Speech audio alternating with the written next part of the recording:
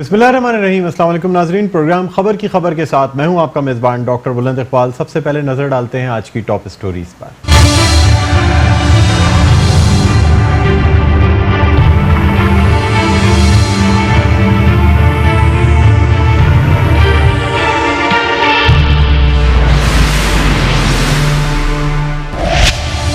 PSL का इनेकाद, commissioner Karachi की ज़ेर सदारत जायजा इजलास मुनक्किद। इफ्तिखार शलवानी कहते हैं मुताल्लिका इदारे PSL को कामयाब बनाएं। सिक्योरिटी के खुसूसी इक़दामात, कराची को दी क्रिकेट सिटी का टाइटल देने का फैसला, मुख्तलिफ मकामात को सजाने और लाइव स्ट्रीमिंग के इंतजामात का फैसला। इंतजामात के बारे में कमिश्नर कराची को ब्रीफिंग। डॉक्टर फारूक सत्तार की MQM राब्ता कमेटी के खिलाफ दरख्वास्त काबिल समात करार। सिंध हाई कोर्ट ने आमिर खान, नसरीन जलील और दीगर को नोटिस जारी कर दिए। MQM राब्ता कमेटी और इलेक्शन कमीशन को 14 फरवरी को जवाब जमा कराने का हुक्म। इलेक्शन कमीशन ने जवाब जमा कराने के लिए मोहलत तलब कर ली। फारूक सत्तार ने दरख्वास्त में मौक़िफ़ इख्तियार किया है कि रुकनीत का इखराज इलेक्शन एक्ट और पार्टी कवानीन के खिलाफ है। किसी भी कारकुन की रुकनीत खारिज करने में ज़ाब्तों को पूरा नहीं किया गया। सुई सदरन गैस कंपनी एक बार फिर वादे से मुकर गई। SSGC ने साइट की सनतों की गैस फिर बंद कर दी। साइट एसोसिएशन ऑफ इंडस्ट्री ने वज़ीर आज़म इमरान खान से मदद मांग ली। सदर सलीम पारिक कहते हैं साइट में सनती पैदावार मुअत्तल होने से सनतकारों को अरबों रुपए का नुकसानात का खदशा है। नई हज पॉलिसी के खिलाफ दरख्वास्त, सिंध हाई कोर्ट ने सेक्रेटरी मजहबी उमूर और डायरेक्टर हज को 20 फरवरी के लिए नोटिस जारी कर दिए। हज अखराजात में बिला वजह इजाफा करके लोगों को हज की सादत से महरूम करने की कोशिश है। दरख्वास्त में मौक़िफ़। वज़ीर आला सिंध मुराद अली शाह की ज़ेर सदारत पोलियो के खात्मे के लिए टास्क फोर्स का अहम इजलास। पोलियो वायरस की कराची के इलाके सोराब कोट, मच्छर कॉलोनी, खमीसो कोट, मोहम्मद अली खान कॉलोनी, औरंगी और हिजरत कॉलोनी में मौजूदगी का इंकशाफ। वज़ीर आला सिंध मुराद अली शाह ने तमाम स्कूलों में बच्चों को पोलियो वैक्सीन के अहकामात जारी कर दिए। वैक्सीन से इनकार करने वाले स्कूलों के खिलाफ कार्रवाई का फैसला। इजलास में महकमा सेहत को पोलियो से मुताल्लिक हफ्तावार रिपोर्ट पेश करने की हिदायत।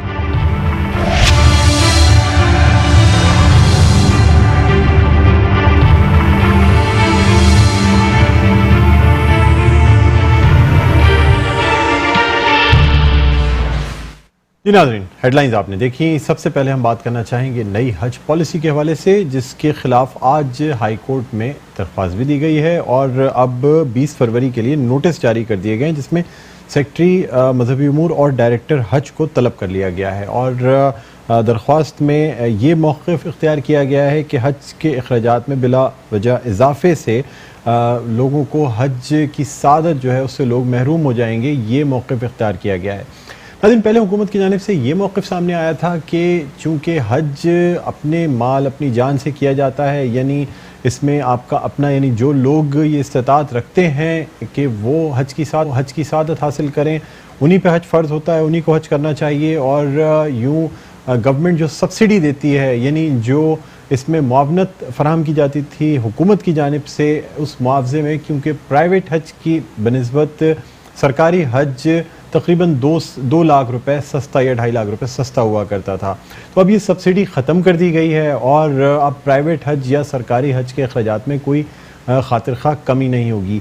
क्या ये बात दुरुस्त है कि यानी शरई तौर पे अगर कोई शख्स इस्तिताअत रखता है तो उसी को हज पे जाना चाहिए, फिर हुकूमत का इस मामले में सब्सिडी देने का कोई तुक नहीं बनता?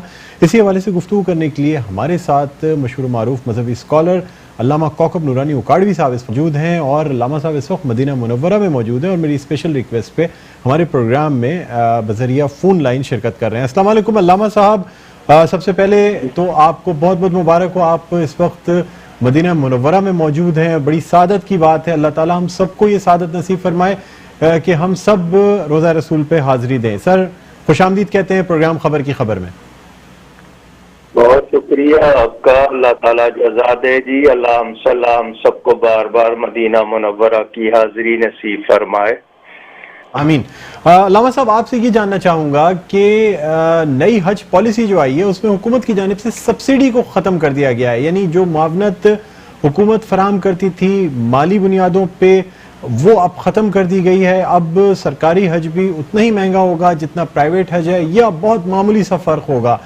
तो आप क्या कहते हैं, क्या शरई एतबार से जो शख्स हज की इस्तिताअत रखता है उसी पे हज फ़र्ज़ होता है और फिर उसे अपने खर्चे पे हज पे जाना चाहिए, इसमें हुकूमत की मुआवनत ख़त्म करने से कोई फ़र्क नहीं पड़ना चाहिए? शरई एतबार से सर क्या पहलू है, ये मुझे बताइएगा।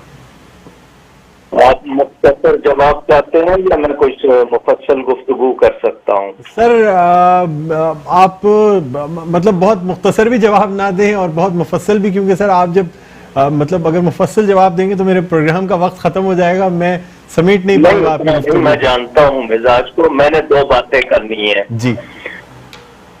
ये जो इस्लामी अरकान है, क्योंकि हज हमारे 5 बुनियादी अरकान में से एक रुकन है जी। और लाज़मी बात है ज़कात और हज ये दो ऐसे अरकान हैं जो हर शख्स पर नहीं है। बेशक सिर्फ उनसे रहे, ज़कात उस पर जो साहिब निसाब हो और हज उस पर जो साहिब इस्तिताअत हो।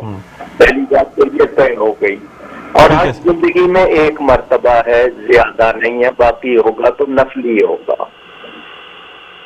अब जो सवाल पैदा होता है वो ये कि अगर इस्लामी हुकूमत आसानी करेगी तो वो उसका फर्ज भी है, उसकी जिम्मेदारी भी है कि एक इस्लामी रुकन को अदा करने में लोगों को सहूलतें फराहम करे। मगर आपको भी तजर्बा होगा कि रमजान शरीफ के आते ही किराए बढ़ा दिए जाते हैं, एयरलाइन के होटलों के किराए बढ़ जाते हैं, तमाम चीजें महंगी होती हैं। यानी हम वो लोग हैं जो सहूलत देने की बजाय कमाते हैं। हमें सवाब कमाने से ज्यादा माल कमाने से दिलचस्पी हो गई है। बिल्कुल बिल्कुल अल्लाह सही है ना ऐसा? जी बिल्कुल। आप गैर मुस्लिमों को देखेंगे कि उनके जब ऐसे ओकेजन आते हैं वो सेल लगाते हैं, लोगों को ज्यादा सस्ती चीजें देते हैं। जी। हमारे यहाँ ऐसा नहीं होता, नंबर 1। नंबर 2 ये कि अगर हुकूमत पाकिस्तान किसी शोबे में भी सब्सिडी ना दे तब तो हुकूमत इनकार करती हुई अच्छी लगती है। मगर जहाँ कौमी फायदे नहीं है वहाँ सब्सिडी दी जाती है, जहाँ पर पूरी इज्तिमाई फायदे नहीं है वहाँ दी जाती है। तो हज पर न देना और ये कहना कि सिर्फ इस्तिताअत वाले पर है, तो आपने उसकी इस्तिताअत को चेक किया है और फिर महंगा किया है। अल्लामा साहब ये बताइएगा कि क्या ये बात दुरुस्त है? जी मैं सीधी बात करना चाहता हूँ। जी जी मैं ये कहना चाहता हूँ कि इसमें बदनीयती का कुछ अंतर मुझे नजर आ रहा है। मैं माफी चाहता हूँ, 6-6 महीने जो पैसे पहले लेके उस पे जो कमाई होती है हुकूमत को, उसका हिसाब कौन देगा? आप 6 महीने पहले दरखास्तें लेते हैं जी। उस पर आपको बैंकों से पूरी कमाई होती है जी, उसका कोई उनके पूछने वाला नहीं है। अच्छा, कुर्बानी के जानवर जो तय किए जाते हैं उस पर भी बाकायदा कमाई होती है और पिछले सालों में अखबारों में छपता रहा कि कौन कौन से वजीर आते रहे जी। तो जहां आपके बैतुल माल के अकाउंट से वजीर होटलों में रहते हों, उनको सफर के खर्चे पूरे किए जाते हों ज़कात अकाउंट से, और वहां पर अगर सब्सिडी नहीं दे रहे हैं, आप कह दें कि जी हमारा खजाना खाली है हम नहीं दे सकते, लेकिन ये बहाने ना करें क्योंकि आप और 50 जगह सब्सिडी दे रहे हैं। देखिए शरई तौर पर गवर्नमेंट पर तो नहीं है, लेकिन ये कि इस्लामी जमहूरिया है। सर अगर हुकूमत के पास, सर ये भी बता दीजिएगा कि अगर हुकूमत के पास खजाने में फंड्स की कमी है, हुकूमत सहूलियात पूरी तरह फराहम करेगी लेकिन माली मुआवनत नहीं कर सकती, यानी जो सब्सिडी पैसों की मदद की जाती थी वो नहीं की जा रही सर? नहीं, सीधा सीधा हुकूमत कह दे कि हमारे यहाँ सब्सिडी किसी भी नहीं की जाएगी। कितने दूसरे हैं, मैं इस वक्त ओपनली नाम नहीं ले रहा हूँ, इनके बारे में ये बताया गया कि वहाँ हुकूमत ने गैरों को दिए, तो फिर वहां पर एतराज आएगा या नहीं आएगा? जी जी बिल्कुल बिल्कुल जी। ये मैं इसलिए बहुत एहतियात से कह रहा हूँ कि ये ठीक है कि आप पर लाजिम नहीं है, लेकिन आप बहुत सी जगह पर अखलाकियात को भी देखते हैं, ईमानियात को भी देखते हैं। सर ये बता दीजिएगा कि क्या यानी सरकारी जो पैसे मिलाए जाते हैं हज में, क्योंकि जाहिर सी बात है तकरीबन 2 लाख रुपए हज सस्ता हुआ करता था, तो क्या ये जायज तरीका है? क्योंकि हज अगर इस्तिताअत रखने वाला शख्स है तो वो तो जाहिर सी बात है, अगर 4.5 लाख रुपए का भी। जी बलम साहब, कोटा देते हुए कितनी अंदर वो जो होते हैं कोटा किसको देते हैं, उससे कितना लेते हैं, कहाँ कहाँ ये खींचे का लफ्ज एक इस्तेमाल होता है आपके यहाँ आम जबान में। जी जी, कि कहाँ कहाँ किस किस का कितना खर्चा है। आप वो बातें ना कीजिए। ये वो जो 2 लाख रुपए जो महंगा किया ना, ये कमाई होगी। मैं आपसे पहले कह रहा हूँ ना, 6 महीने जो बैंक से इनको मिलता है उसका हिसाब देंगे। ये कुर्बानी के जानवर जितने में खरीदे हैं बताएंगे असल, ये अपने कितने खर्चे उसमें से निकालेंगे और कितनी कमाई करेंगे। हमने तो हज को हज रहने नहीं दिया। तो सर इस पे कोई आवाज उठाने का कोई ऐसा वो यानी प्रोग्राम है कि इस पे कोई जो हमारे खास तौर पे उलमा और मशाइख हैं वो या तो वज़ीर-ए-आज़म पाकिस्तान इमरान खान से मिलें या अपनी आवाज पहुंचाएं कि ऐसा ना किया जाए? सर कोई मुनज़्ज़म तरीके से भी तो एहतजाज किया जा सकता है ना पुरअमन। देखें जी, उलमा को या दीन को अहमियत दी जाए तो बात बनती है। वो जरूरत के वक्त उलमा को इस्तेमाल करते हैं, उनके लिए कभी मुलाजिम कह देते हैं, कभी उनको किसी तरह वो कहते हैं। अगर उलमा की कोई वैल्यू हो, मुझे बताएं इस्लामी नजरियाती काउंसिल बनी हुई है आपके यहाँ? जी जी, आज तक उसके जितनी तजावीज आई हैं, रजिस्ट्रों के रजिस्टर भरे हुए हैं, उनको सिर्फ आपकी एक एडवाइस की हैसियत है, कोई कौन सी चीज नाफिज होती है?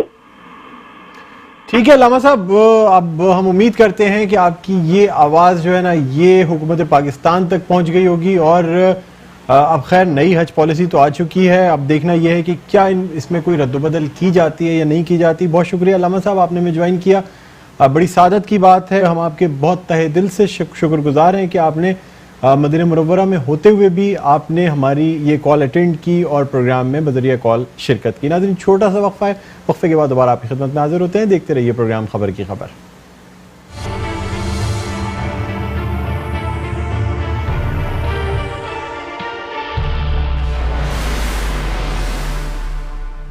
जी नाज़रीन वेलकम बैक, आप देख रहे हैं प्रोग्राम खबर की खबर। मैं हूं आपका मेज़बान डॉक्टर बुलंद इकबाल। और नाज़रीन अब कुछ बात करना चाहेंगे SSGC के हवाले से, यानी सिंध में दोबारा से सुई गैस की किल्लत हो गई है और गैस की फराहमी पहले तो CNG स्टेशन को बंद की गई, अब एक बार फिर सनती इलाकों में गैस की सप्लाई बंद कर दी गई है। और आपको ये बताते चलें कि जो साइट पर लगी सनतें हैं उनमें गैस की सप्लाई बंद होने से सनतकारों को अरबों रुपए के नुकसानात का अंदेशा है।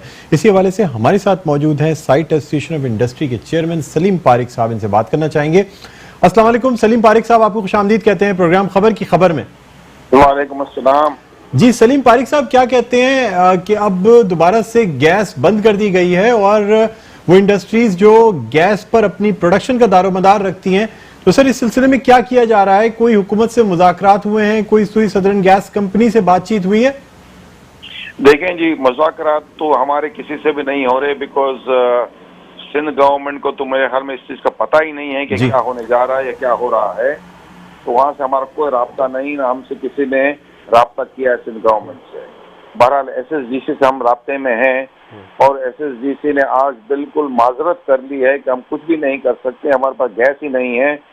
तो आप बेशक फेडरल गवर्नमेंट से पूछ लें कि उन्होंने इंडस्ट्रीज चलानी है या CNG चलाना है। सर ये भी बता दीजिएगा कि SSGC से आपने ये पूछा है कि सिंध से जो गैस हासिल होती है उसमें से पंजाब में कितनी गैस भेजी जाती है? देखें, सिंध में 2400 MMCF की गैस रोजाना निकलती है जी, उसमें से सिंध सिर्फ इस्तेमाल करता है 1100। कितनी भेजी जाती है? सर आपकी आवाज कट गई थी, मुझ तक आपकी आवाज वाज़ेह तौर पे नहीं आई। देखें, सिंध से गैस निकलती है रोजाना 2400 MMCFD और सिंध का इस्तेमाल है सिर्फ 1100 MMCFD। बाकी सारी गैस जो है वो पंजाब चली जाती है। तो हमारा सिंध CM साहब से यही हमारी रिक्वेस्ट है कि वो भाई ये आर्टिकल 158 को पे जरा थोड़ा सा अपना असर रसूख करें और सिंध की गैस सिंध को पहले मिले ताकि यहाँ की इंडस्ट्रीज चले। और ये कुछ हो नहीं रहा है और सारी की सारी गैस पंजाब चली जा रही है और सिंध को अपना हिस्सा जो है वो मिल नहीं रहा। सर ये भी बता दीजिएगा कि सर्दियों में गैस की जो किल्लत होती है, जो हेड प्रेशर कम हो जाता है, तो उसके बाद ये 2400 जो आप MMCFD कह रहे हैं, इसमें कितनी कमी हो जाती है सर्दियों में? गैस तो 2400 MMCFD निकलती है, सर्दी हो या गर्मी हो, लेकिन इस्तेमाल डेफिनेटली बढ़ जाता है। कोयटा का इस्तेमाल बहुत हमारा बढ़ जाता है सर्दियों में, तो डेफिनेटली कोयटा में तो ज्यादा गैस देनी पड़ जाती है। लेकिन ये सारा इश्यू जो है लोड मैनेजमेंट का है, कोई नई बात नहीं है, कोई नई पहली दफा सर्दी नहीं आई, ये पहली दफा ये प्रॉब्लम नहीं हुए हैं, बल्कि इस दफा तो इनको RLNG बहुत ज्यादा मिल रही है जो कि पहले नहीं होती थी। ये सारा मसला लोड मैनेजमेंट नहीं कर पा रही है। जी अच्छा, ये भी बता दीजिएगा सलीम पारिक साहब कि कल वफाकी वजीर पेट्रोलियम की आमद है, यानी सुई गैस और वफाकी वजीर पेट्रोलियम जो है वो कल तशरीफ ला रहे हैं कराची। शायद कुछ देर के लिए कराची में क़याम करें या ट्रांजिट के तौर पे कराची में रुकें। कोई एहतजाज प्लान किया गया है, कोई मुजाहरा, कोई पुरअमन एहतजाज कि आपकी आवाज़ जो है वो वफाकी वजीर तक पहुँच सके? ये आपके थ्रू हम यही को रखते हैं कि जो आपसे बात कर रहे हैं दीगर टीवी पे भी हमने इंटरव्यूज दिए ताकि इन तक आवाज पहुंचे और इनको सोए हुए लोगों को जगाया जाए। और ये कल आ रहे हैं, जबकि यहाँ पे मामला सारा खराब हो चुका था, इनको तो एक दिन पहले आना चाहिए था यहाँ पे। तो सर कल आपकी मुलाकात मुतवक्को है या आपकी और दीगर फेडरेशन के जो लोग हैं क्या वो मुलाकात करेंगे एयरपोर्ट पे या क्या होगा सर? हम अपनी तरफ से पूरी कोशिश करेंगे, लेकिन हमें अभी तक इन्होंने किसी ने कोई राब्ता नहीं किया है, क्योंकि उनका शेड्यूल तो मेरे ख्याल में कराची से आगे जाने का है। कराची तो सिर्फ कुछ देर के लिए क़याम किया जाए, या हो सकता है एयरपोर्ट से डायरेक्टली मीरपुर खास की तरफ निकल जाए। नहीं, हमें किसी ने कोई अभी तक अप्रोच नहीं किया मुलाकात के लिए, और यही हमें लग रहा है कि ये इंडस्ट्री चलाने में इंटरेस्टेड नहीं है। ठीक है, बहुत शुक्रिया सलीम पारिक साहब, आपने हमें ज्वाइन किया, थैंक यू। अब नाज़रीन ये देखना होगा कि आया क्या ये जो हमारे सनतकार हैं, ताजिर हैं, इनकी आवाज़ सुनी जाती है, क्या सिंध को सिंध की गैस दी जाती है, या यही रविश इख्तियार रखी जाती है जो अब से पहले होता चला आ रहा है कि सनतें तो दूर की बात, CNG स्टेशन दूर की बात, घरेलू सारिफीन को भी कराची में गैस नहीं मिल पा रही है, गैस का प्रेशर कम है। बहरहाल नाज़रीन, अब हम कुछ बात करना चाहेंगे पाकिस्तान सुपर लीग सीज़न 4 के हवाले से, जिसका इनाकाद बहुत जल्द होने वाला है। 14 फरवरी से ये टूर्नामेंट स्टार्ट हो रहा है और ख़ासतौर पे कराची में इसकी तैयारियां की जा रही हैं। नेशनल स्टेडियम में भी इसके मैचेस हैं, लाहौर में भी इसके मैचेस हैं। आज कमिश्नर कराची को ब्रीफिंग दी गई जिसमें बताया गया कि किस तरह से PSL का इनेकाद किया जा रहा है, क्या क्या तैयारियां की जा रही हैं, सिक्योरिटी के क्या इक़दाम होंगे। इसके अलावा जो इस दफ़ा ख़ास एक तब्दीली आई है वो ये है कि जाहिर सी बात है क्योंकि हर शख्स PSL के मैचेस देखना चाहता है, बहुत रश हो जाता है, टिकटें जो हैं वो ब्लैक में बेची जाती हैं, इसलिए इस दफ़ा लाइव स्क्रीन्स लगा के लाइव स्ट्रीमिंग के थ्रू मुख्तलिफ पार्क्स में तकरीबन 10 के करीब ऐसे मकामात हैं जिनकी निशानदेही की गई है जहां पे लाइव स्क्रीन्स लगा के वहां पे बाकायदा मैच की स्क्रीनिंग की जाएगी। इसके अलावा आपको ये भी बताते चले कि कराची को द क्रिकेट सिटी का टाइटल देने का फैसला किया गया है और कराची में इसी हवाले से इंतजाम किए जा रहे हैं। हम इस हवाले से बात भी करना चाहेंगे general manager national stadium Arshad Khan साहब से। उनसे हम बात करके ये जानना चाहेंगे कि क्या इक़दाम किए गए हैं और इस हवाले से ख़ास तौर पे सिक्योरिटी के क्या इंतजाम हैं, या वैसे जो नॉर्मल नेशनल स्टेडियम के हवाले से जो ख़ास तौर पे कराची के हवाले से तमाम लोग इसी तजस्सुस में होते हैं कि इस दफ़ा नेशनल स्टेडियम में किस तरह के इंतजाम किए जा रहे हैं। तो नेशनल स्टेडियम के जनरल मैनेजर अरशद खान साहब हमारे साथ लाइन पर मौजूद हैं। अस्सलाम वालेकुम अरशद खान साहब, आपको खुशामदीद कहते हैं प्रोग्राम खबर की खबर में। हेलो जी अरशद खान साहब, आप मेरी आवाज़ सुन सकते हैं? आपको खुशामदीद कहते हैं प्रोग्राम खबर की खबर में। जी अरशद खान साहब, बताइएगा क्या तैयारियां हैं PSL सीजन 4 की? मैचेस अब करीब आते जा रहे हैं, नेशनल स्टेडियम में तैयारियां भी जारी हैं, क्या कहते हैं आप इस हवाले से?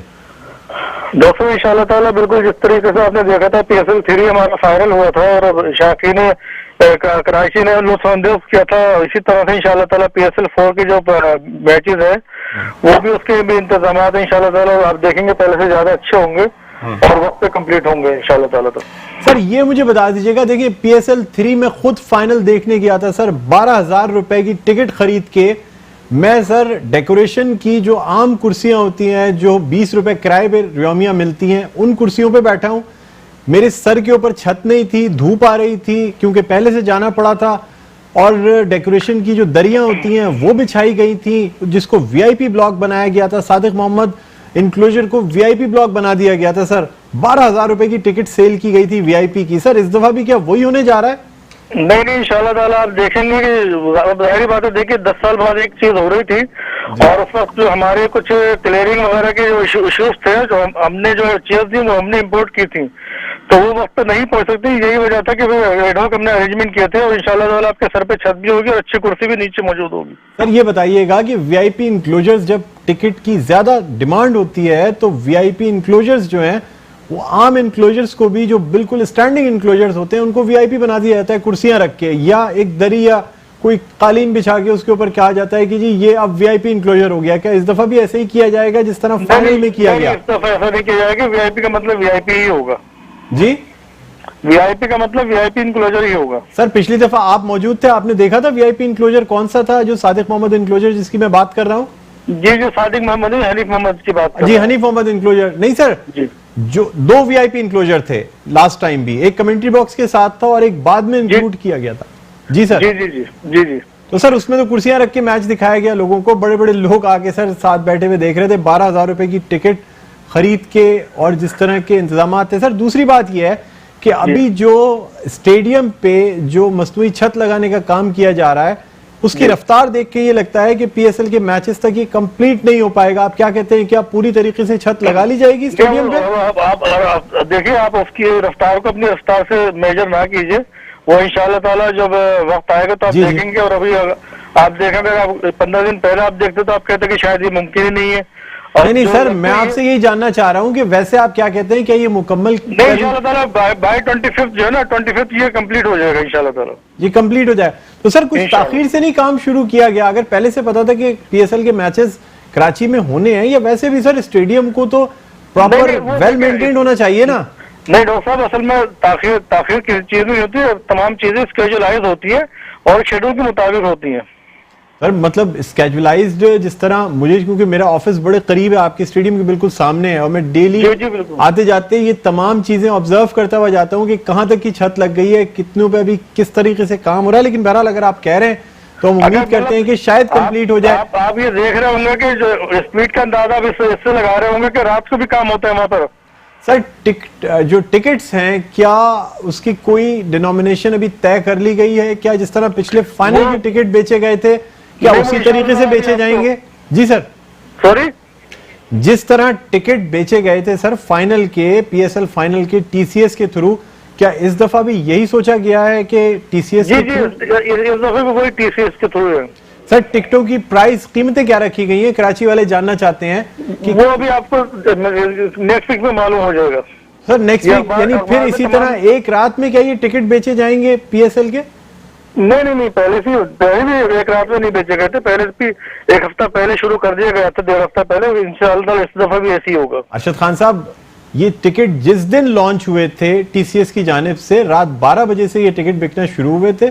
सुबह के 7 बजे से पहले तमाम टिकट्स खत्म हो गए थे। सिर्फ वीआईपी टिकट्स जो हैं वो दोपहर 1 बजे तक बिके हैं। सर मैं चूंकि खुद इस प्रोसेस में रहा हूं इसलिए लम्हे की रिपोर्ट आपको मैं बता सकता हूं। सर मैं खुद इस प्रोसेस से गुजरा हूं, इसलिए कि मैंने एक नॉर्मल व्यूअर के तौर पे टिकट खरीदा था। जी देखिए, बात आपकी बिल्कुल ठीक है। अब स्टेडियम की जो कैपेसिटी है वो 32,000 है। जी जी। अब वो जाहिर बात है जो वो आपके पास, इसीलिए देखिए ऑनलाइन सिस्टम का इसलिए हम रखते हैं कि फर्स्ट कम फर्स्ट सर्व। जी। अब वहां पर तो ये होता है ना, अगर हम यही चीज अब बैंक से हम कर रहे होते और यही चीज हम उसको मैनुअली कर रहे होते तो फिर ये होता कि साहब वो टिकट ब्लैक हो रहा है और वो टिकट छुपा दिए। हमने इसीलिए रखा है ना, ओपन फॉर ऑल है वो, कि फर्स्ट कम फर्स्ट सर्व है। इसलिए ऑनलाइन पे अब जाहिर बात है वो 1 घंटे में बिक सकते हैं और 1 दिन में बिक सकते हैं। सर देखें, दुनिया भर में जिस तरह दुबई में ये टिकट्स बेचे जाते हैं उनका ऑनलाइन सिस्टम बड़ा मजबूत होता है। टीसीएस वालों का अब तक ऑनलाइन सिस्टम इतना मजबूत नहीं है। जैसे ये टिकट्स फरोख्त के लिए खुलते हैं, ओपन किए जाते हैं, उनका पूरा सिस्टम हैंग कर जाता है। सर मतलब आप लोग तो अब ये चीज एक्सपीरियंस कर चुके हैं। वो बिल्कुल आपकी बात ठीक है। सर जब इतना बड़ा इवेंट होने जा रहा है और इतने ज्यादा मैचेस हैं, क्या पूरी दुनिया की तरह पहले से टिकट्स नहीं बेचे जा सकते? डॉक्टर साहब देखिए, इंसान जो है तजर्बात से सीखता है। अभी उन्होंने अपना सिस्टम वगैरह को तमाम चीजों का अपग्रेड किया है ना। अब वो 10 साल के बाद एक चीज हो रही है और फिर सारी बातें अवाम का भी प्रेशर और सारी सब चीजें होती हैं, तो बहुत सारी चीजें होती है। और अच्छा, वो चूंकि एक मैच था ना PSL का, अब आपके पास 5 मैचेज है, तो आपके पास एक ऑप्शन मौजूद है, चलो हमने पहला मैच देखना है, किसी ने दूसरा मैच देखना है, तो अब वो प्रेशर वो नहीं होगा इस तरह से। इंशाल्लाह ऑफर दी जाएगी शायकीन को, सर क्रिकेट के शायकीन को कोई ऑफर दी जाएगी, जिस तरह दुनिया भर में होता है कि अगर कोई 5 के 5 मैचेस देखना चाहे तो टिकट की प्राइस कम होती है, अगर कोई एक मैच का टिकट लेना चाहे तो उसकी प्राइस ज्यादा होती है। ये सिस्टम बनाया जाता है ताकि जो शायकीन क्रिकेट जो हर मैच देखना चाहते हैं उनको 5 टिकटों के अलग अलग पैसे ना देने पड़े, वो एक साथ ही एक बुक खरीद लें, या जिस तरह PSL के दूसरे मैचेस में दुबई या शारजा में होता है, आप एक बुक खरीद लें, उसके बाद उसकी कीमत कहीं कम होती है अगर आप हर मैच का टिकट अलहदा से जाके खरीदते रहें। नहीं, अभी बहरहाल इस बारे में भी जरा मुझे मालूम नहीं है। मैं खाना मैं आपसे बताऊं, इसकी मेरे पास अभी कोई अपडेट है नहीं कि क्या ऐसा कोई है हमारे पास पॉलिसी कि हम जो वो एक मैच की अलग दें और 5 मैच के उसमें क्या है क्या नहीं, उसकी मेरे पास अभी तक कोई पॉलिसी गाइडलाइन है नहीं जी। अच्छा सर, ये भी बता दीजिए कि आज कमिश्नर कराची को ब्रीफिंग दी गई है इसी हवाले से, सिक्योरिटी इक़दामात के हवाले से और लाइव स्क्रीनिंग के हवाले से, तो ये बताइएगा क्या जिस तरह के पिछली दफा सिक्योरिटी इक़दामात थे, क्या उसी तरह ये तमाम हिस्सा कॉर्डन ऑफ करके और बाकायदा तातील करके उसी तरीके से मैच का इनेकाद किया जाएगा, या इस दफा सिक्योरिटी की सूरत हाल कुछ बेहतर रहेगी? सर देखिए, सिक्योरिटी की एक अपनी रिक्वायरमेंट होती है और हमने मतलब जितने जो स्टेक होल्डर है उन्होंने यही डिसाइड किया हुआ है कि जो PSL फाइनल पे हमने इंतजाम किए थे सिक्योरिटी के, वो उसी को रेप्लिका करना है जी। अब देखिए, वो जाहिर बात है, देखिए कुछ हमें सिक्योरिटी की जो है चीजों को हमें देखना होगा, हमें भी समझना चाहिए कि जाहिर बात है सिक्योरिटी की अपनी रिक्वायरमेंट होती है, तो उन चीजों का अवॉइड नहीं कर सकते आप। जी जी बिल्कुल बिल्कुल। तो सर आप उम्मीद करते हैं कि फिर यानी जो इंतजामात हैं नेशनल स्टेडियम के, जो चेयर्स हैं, जो इनक्लोजर्स हैं, वो उसी हिसाब से होंगे जितने पैसे आप लेंगे, क्योंकि अभी तक टिकट की प्राइसेस का भी कोई तयन नहीं किया गया है कि किस तरीके से ये टिकट्स दिए जाएंगे? जी जी, आपको नेक्स्ट वीक में मालूम चल जाएगा सारी। सर ये भी बता दीजिएगा कि क्या माजूरों के लिए या स्टूडेंट्स के लिए कोई खास रियायत या उनको यानी फ्री ऑफ कॉस्ट पूरी दुनिया में होता है सर, माजूरों के लिए एक इनक्लोजर बाकायदा बनाया जाता है जिसमें फ्री ऑफ कॉस्ट उनको ये मैचेस दिखाए जाते हैं, कुछ ऐसा प्लान कर रहे हैं आप? नहीं देखिए, उसमें होता ही है कि असल में ये जो PSL है ना, ये इसमें ज्यादा जो हमारा है वो जो फ्रेंचाइज ओनर है उनका ज्यादा स्टेक होता है। अच्छा, जो हमारी बायलेटर सीरीज होती है ना, उसमें टोटल PCB के हाथ में चीजें होती हैं और उसमें हमारी बायलेटर सीरीज में हमेशा हम जो अपना स्पेशल चिल्ड्रन है और जो स्पेशल लोग हैं उनके लिए हमने एक इनक्लोजर डेजिग्नेट किया हुआ है। अच्छा जी, किया हुआ है आपने डेजिग्नेट, और स्टूडेंट्स इनक्लोजर भी रखा जाएगा जो किसी जमाने में 40 रुपए का टिकट हुआ करता था जब कराची में क्रिकेट हुआ करती थी। सॉरी, स्टूडेंट्स इनक्लोजर भी रखा जाएगा सर? तालिब इल्मों को कोई रियायत दी जाएगी? कोई स्टूडेंट्स इनक्लोजर भी रखने का कोई गौर किया जा रहा है? नहीं, अभी स्टूडेंट का जाहिर बात है वो टिकट, अब इसमें नॉर्मल प्राइस ही रखे जाएंगे, तो वो स्टूडेंट और वो सब लोग अफोर्ड कर सकते हैं, जाहिर बात है जी। बहुत शुक्रिया अरशद खान साहब, आपने हमें ज्वाइन किया, थैंक यू। और नाज़रीन, अब ये उम्मीद की जा सकती है कि शायद इस दफ़ा इंतजामात कुछ बेहतर हों, क्योंकि पिछली दफ़ा PSL फाइनल में जो इंतजामात किए गए थे, जो टिकट्स की फ़रोख्त का इंतज़ाम था या जो VIP इंक्लोजर या दूसरे इंक्लोजर्स में जिस तरह की सीट्स मौजूद थी या जिस तरह डेकोरेशन की कुर्सियां लगा के शायकीन को क्रिकेट मैच दिखाया गया था, उससे तो बिल्कुल ऐसा लगता था कि यानी जो लोग 12,000 रुपये का VIP का टिकट लेकर आए या 6,000 रुपये या 4,000 रुपये का जो टिकट लेके आए थे, उनको बिल्कुल ऐसा लग रहा था कि जैसे मतलब एक डेकोरेशन की कुर्सी में किसी कनात के अंदर बैठ के मैच देखा जा रहा है। बहरहाल इस वक्त हमारे साथ सीनियर एंकर पर्सन और स्पोर्ट्स एनालिस्ट नसीम राजपूत मौजूद हैं, हम इनसे जानना चाहेंगे। नसीम राजपूत साहब, अस्सलाम वालेकुम, खुश आमदीद कहते हैं प्रोग्राम खबर की खबर में। डॉक्टर साहब कैसे, ठीक है? जी अल्लाह का करम, मैं ठीक हूँ। नसीम राजपूत साहब, कराची में PSL के मैचेस का इनेकाद होने जा रहा है और नेशनल स्टेडियम की इस वक्त जो पोजीशन है उसको देख के इस तरह लगता नहीं कि शायद ये जो छत लगाई जा रही है कंप्लीट की जा सके। पिछली दफा भी ऐसा ही हुआ था कि काम बहुत जोशो खरोश से शुरू किया गया, लेकिन बिल्कुल एक हफ्ता कबल ये कह दिया गया कि नहीं, इस वक्त छत लगना मुमकिन नहीं है और ये PSL जो है बगैर छत के इसमें मुनक्किद किया जाएगा। सर क्या कहते हैं आप? डॉक्टर साहब आई एम सॉरी, मैं बस सिर्फ आपकी बात सही तरीके से सुन नहीं सका। काइंडली मुझे अब आप बताएंगे आप क्या कह रहे थे प्लीज। नसीम राजपूत साहब, मैं ये कह रहा हूं कि इस वक्त नेशनल स्टेडियम में जो इंतजामात जिस रफ्तार से चल रहे हैं तो लगता नहीं कि 24 फरवरी तक इंतजामात कंप्लीट हो सकें कि जो मैचेस जिनका इनेकाद कराची के नेशनल स्टेडियम में होना है वो अच्छे तरीके से हो सके। यानी जो सहूलियात मिलनी चाहिए शायकीन क्रिकेट को, जितने पैसे दे के जितने का टिकट खरीद के वो नेशनल स्टेडियम जाते हैं, उस तरह की सहूलियात नहीं दी जाती। बिल्कुल आप सही कह रहे हैं कि सहूलियात का फुकदान इस वजह से भी होता है कि जो सिक्योरिटी प्रोसेस होता है वो तो जरूरी भी है। जिस तरीके की कंडीशन से गुजरे है पाकिस्तान क्रिकेट, उस लिहाज से कहीं ना कहीं दुश्वारी जरूर होती है। लेकिन जो आप बात कर रहे हैं तैयारियों की, ये बहुत इंपॉर्टेंट फैक्टर है। देखिए लास्ट ईयर की जो है वो PSL का फाइनल यहाँ पर हुआ था और यही बात की जा रही थी कि क्या तैयारियां मुकम्मल हो जाएंगी नहीं हो जाएंगी। लेकिन उस वक्त के चेयरमैन नजम सिद्दीकी साहब ने एक बात क्लियर कर दी थी कि छतें नहीं डलेंगी, क्योंकि छतों का प्रोसेस जो है वो मुख्तलिफ है। इस वक्त छतें डल रही है नेशनल स्टेडियम कराची की, और वो जो एक प्रोसेस है वो थोड़ा सा तवालत का शिकार जरूर दिखाई दे रहा है, क्योंकि अब 10 दिन भी नहीं रह गए PSL के आगाज में। 5 तारीख को वहाँ मैचेस खत्म होंगे, अबू धाबी में आखिरी मैच है, उसके बाद पहला मुकाबला कराची में। इस लिहाज से कि लाहौर में जो 3 मैचेस खेले जाएंगे उससे पहले कराची में एक मैच होगा और उसके बाद लाहौर के 3 मैचेस के बाद कराची में 4 मैचेस होंगे। तो ऐसा नहीं है कि हमें इन लोगों के पास लाहौर का टाइम भी मिल जाएगा, जो 3 मैचेस का दौरानिया है वो भी नहीं मिलेगा, क्योंकि कराची में पहले एक मैच रखा हुआ है उन्होंने। उस लिहाज से इंतजामात को हतमी शक्ल देने के लिए हमें भी बुनियादों पे काम करने की जरूरत दिखाई देती है। लेकिन जिस कंपनी को लास्ट टाइम प्रोजेक्ट दिया गया था, जो उन्होंने डेडलाइन दी थी, उसको उन्होंने फुल जरूर किया था। अब देखना ये कि डेडलाइन जो है वो तकरीबन अब खत्म होती हुई दिखाई दे रही है। ये काम जो है वो कब मुकम्मल होता है डॉक्टर साहब, ये जरूर देखना होगा, क्योंकि बहुत सारे लोगों के दिल जुड़े हुए इंटरनेशनल क्रिकेट हो नहीं रही। ऐसे में जो है वो लोगों को मौके मैसर आते, इंटरटेनमेंट क्रिकेट को PSL की वजह से देख लेते इंटरनेशनल क्रिकेट। तो खासा इम्पोर्टेंट है हमारी कौम के लिए, हमारे लोगों के लिए, क्योंकि पाकिस्तान में क्रिकेट कम हो रही है। जी डॉक्टर साहब बहुत शुक्रिया। नसीम राजपूत साहब आपने ज्वाइन किया, थैंक यू। और नाजरीन, ऐसा लगता है कि पिछले तमाम एक्सपीरियंसेस से अब तक हमने कुछ भी नहीं सीखा। यानी जिस तरीके के इंतजामात किए गए थे, जो टिकटिंग सिस्टम रखा गया था, अभी भी उसी तरीके से ये कहा जा रहा है कि टिकट्स फ़रोख्त किए जाएंगे। पिछली दफ़ा भी यही हुआ था कि टिकट्स का तमाम सिस्टम बैठ गया था, हैंग हो गया था, लेकिन फिर भी अब इस दफ़ा यही कहा जा रहा है। बहरहाल अब ये तो वक्त ही बताएगा कि इंतजामात कितने बेहतर किए जाते हैं पिछली दफ़ा से और सिक्योरिटी के इंतजामात कितने फुल प्रूफ किए जाते हैं।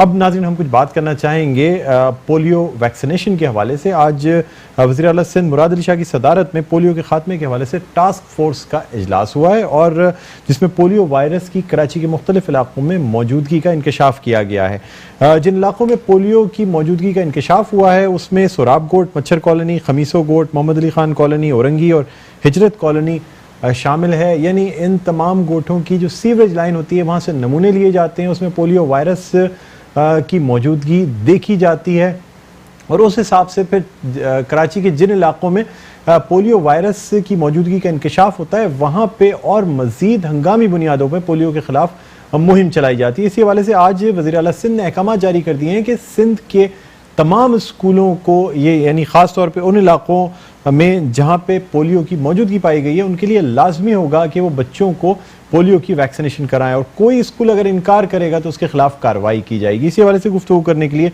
हमारे साथ मौजूद हैं, एजुकेशनिस्ट हैं, पाकिस्तान पीपल्स पार्टी से इनका ताल्लुक़ है, मुसरत न्याजी साहिबा। इनसे हम बात करना चाहेंगे। मुसरत न्याजी साहिबा, अस्सलाम वालेकुम, खुशामदीद कहते हैं प्रोग्राम खबर की खबर में। वालेकुम अस्सलाम, कैसे हैं बुलंद, आप ठीक जी, अल्लाह का करम, मैं ठीक हूँ।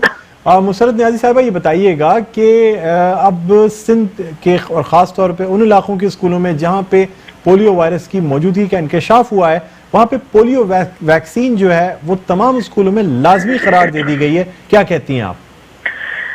बुलंद, अव्वल तो ये कि ये बहुत ही अच्छी बात है, और चाहे वजीर आला सिंध मुराद अली शाह करे। मैं समझती हूँ कि ये पूरे पाकिस्तान का मसला है और बिल्कुल मौलियाती नमूनों के जरिए जो है ना, कराची के मुख्तलिफ, जो मैं आपकी स्क्रीन पे भी देख रही थी, बच्चर कॉलोनी, हिजरत कॉलोनी हो या मोहम्मद खान कॉलोनी हो, डिफरेंट कॉलोनीज में इन वायरसेस की मौजूदगी जाहिर हुई है। और मैं समझती हूँ कि जिस तरह के वजीर आला साहब ने इकदाम उठाया है, बड़ा अच्छा इकदाम है कि पूरे सिंध भर के अंदर, चाहे वो प्राइवेट स्कूल हो या गवर्नमेंट स्कूल हो, स्कूल किसी भी किस्म का हो, उस पर लागू इन्होंने करार दिया है कि लाजिम है कि वो इनको वैक्सीनेशन करवाएं। अगर जो इससे डिनाई करेगा, इससे इनकार ये हो, उसके खिलाफ कार्रवाई हो। लेकिन मैं एक चीज की वजाहत कर दूं, कोई भी स्कूल, चाहे वो प्राइवेट हो चाहे गवर्नमेंट हो, उन्होंने हमेशा पोलियो वर्कर्स को खुश आमदेद कहा है और उनको हमेशा से उनकी हेल्प की है और बच्चों को वैक्सीन पिलाने से कभी इनकार नहीं किया।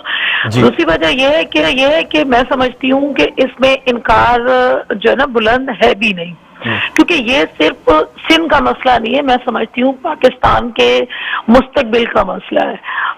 मैं समझती हूँ पूरे पाकिस्तान में इस किस्म के कोई केसेस नहीं होने चाहिए। जिस तरह से आप देख लें कि मुख्तलिफ केसेस, मैं समझती हूँ शायद 6 माह के अंदर 2019 में दोबारा से 6 केसेस सामने आए हैं और ये नहीं होना चाहिए।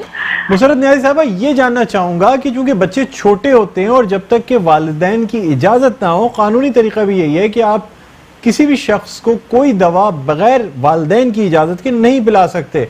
क्योंकि देखिए, अगर कोई बालिग शख्स हो तो वो जब तक कि अपना कंसेंट नहीं दे, उसको आप कोई दवा एडमिनिस्टर नहीं कर सकते। इसी तरह बच्चों के वालिदैन का कंसेंट होना बहुत जरूरी है।